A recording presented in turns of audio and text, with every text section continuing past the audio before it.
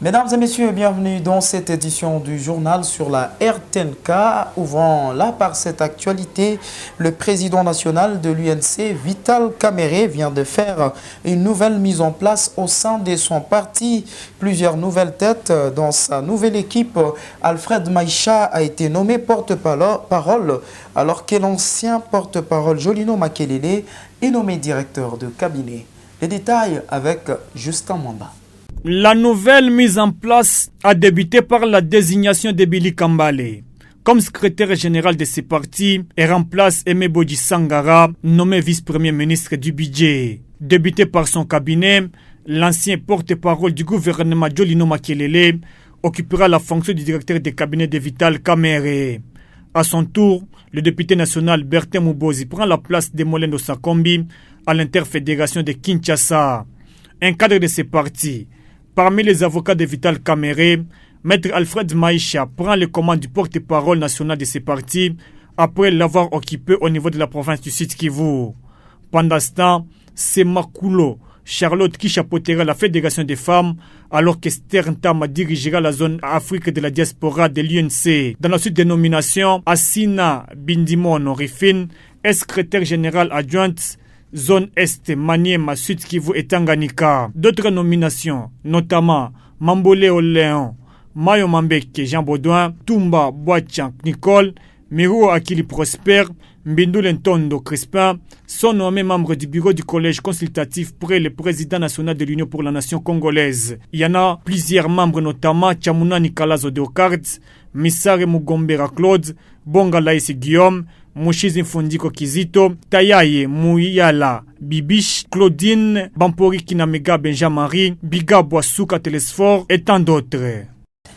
Le prix Nobel 2018, Denis Mukwege, plaide pour un tribunal pénal international pour les crimes commis pour restaurer la paix dans l'Est de la République démocratique du Congo. C'était devant les députés provinciaux ce mercredi 2 juin au cours d'une matinée politique sur la prise en charge des victimes de violences sexuelles et les modèles d'assistance holistique de Panzi. Ce mercredi, Henriette Bachi, reportage.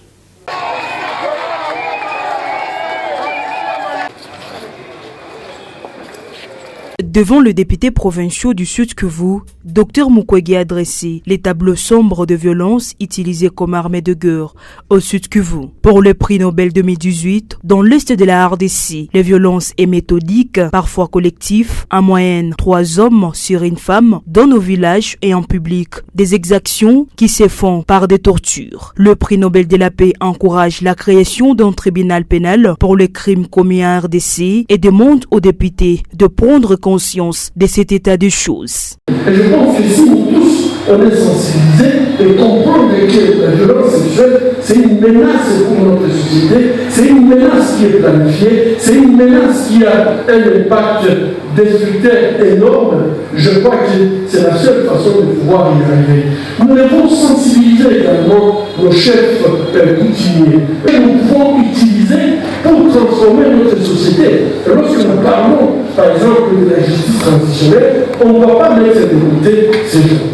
Pour le député provincial Omer Boulakali, Denis Mukwege a le soutien de la population dans le combat de la création d'une justice pour les crimes commis au Congo.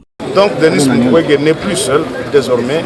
Il est avec toute la population au travers de la représentation qui est l'Assemblée provinciale. Au niveau de la province, c'est le début. Les résultats, c'est que la province du Sud-Kivu va récupérer sa place de leader au niveau politique en République démocratique du Congo et les retombées qui s'ensuivent. Donc nous allons mener le combat de plaidoyer, nous allons mener la barque et nous serons des moniteurs pour d'autres provinces afin qu'ensemble nous puissions être forts. Au prix Nobel de la paix 2018 d'ajouter que nous sommes tous redevables à la génération future. Si nous n'agissons pas maintenant, ce n'est pas bien. Nous devons tous lutter afin que l'État s'engage davantage dans la sécurisation de notre population.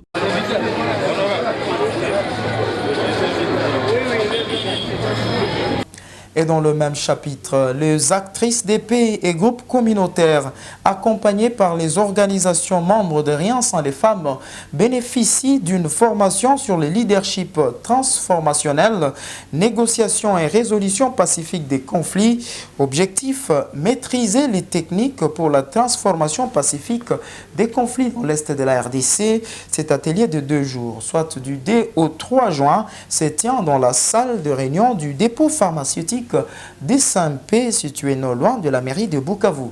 Eric Chocolat, Charmant Tchifouliro. Le point.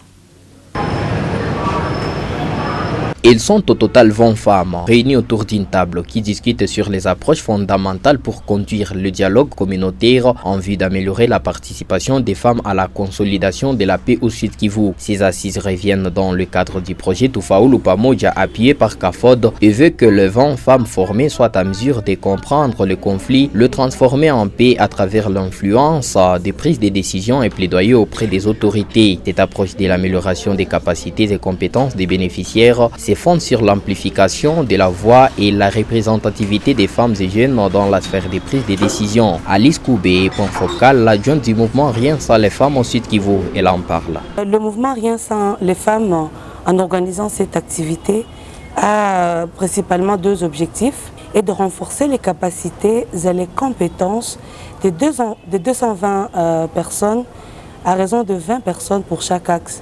Ici donc nous sommes dans l'un des axes qui sont ciblés par le projet et qui est dans les 11 points de coordination. L'autre objectif est aussi de renforcer les connaissances des participants sur les thématiques liées à la paix, comme par exemple comprendre les conflits, transformer les conflits et faire la paix. Cette activité tient aussi à mettre à niveau les participants, les amener à maîtriser les techniques d'animation pour la transformation pacifique des conflits. Nous voulons vraiment que les participantes soient à même d'abord de divulguer le message de consolidation de la paix. Cet atelier sera sanctionné par la remise des certificats de mérite aux participantes et la mise en place d'un noyau de paix dans les communes non installées selon les réalités de chaque axe. La société civile territoire de Kabaré appelle la population à dénoncer les comportements qu'elle qualifie d'indignes de responsables d'écoles qui font la chasse aux élèves dans les écoles primaires alors que le président de la République avait prôné la gratuité de l'enseignement. Pour le président de la société civile du territoire des Kabaré, les autorités doivent sanctionner les responsables d'écoles qui bafouent la décision du chef de l'État. On écoute Emmanuel Benguea dans cet extrait choisi par la RTNK. Plusieurs élèves n'étudient plus dans les territoires de Kabaré suite à l'exigence de la prime auprès de leurs parents dans toutes les écoles de sous-division éducationnelle de Kabaré 1 et 2. En violation de l'arrêté provincial du Sud Kivu numéro 20/078 du 5 novembre 2020. Un arrêté portant fixation des frais de scolarité des élèves dans les écoles secondaires pour l'année scolaire 2020-2021. Cet arrêté est violé à ces articles 6 et 7 qui stipulent que les frais repris dans le tableau à l'article 6 sont payés à moitié dans les écoles de l'intérieur, c'est-à-dire dans les territoires. Et cela soit 20 000 francs et 25 000 francs par trimestre.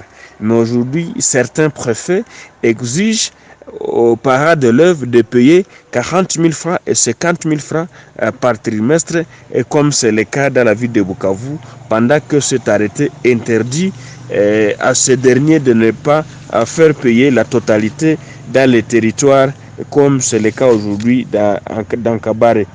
Mais aussi, chose étonnante, les écoles primaires qui n'étaient pas concernées par cet arrêté, où son Excellence, Monsieur le Président de la République, a insisté sur la gratuité de l'enseignement primaire, mais aujourd'hui, certains directeurs des écoles primaires exigent aussi.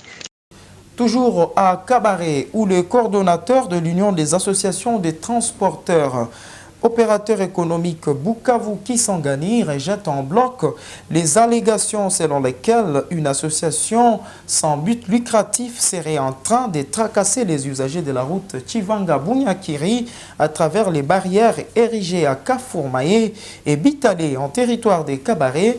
Dans une interview exclusive à la radio Telengumaya Kivu, Bonane Kakinya Jean-Luc qualifie de cela de mensonge.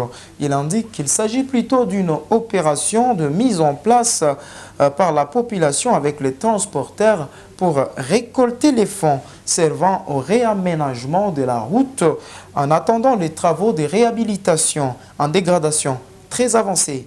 Il s'exprime au micro d'Éric Chocolat. Nous sommes venus pour contredire l'information que M.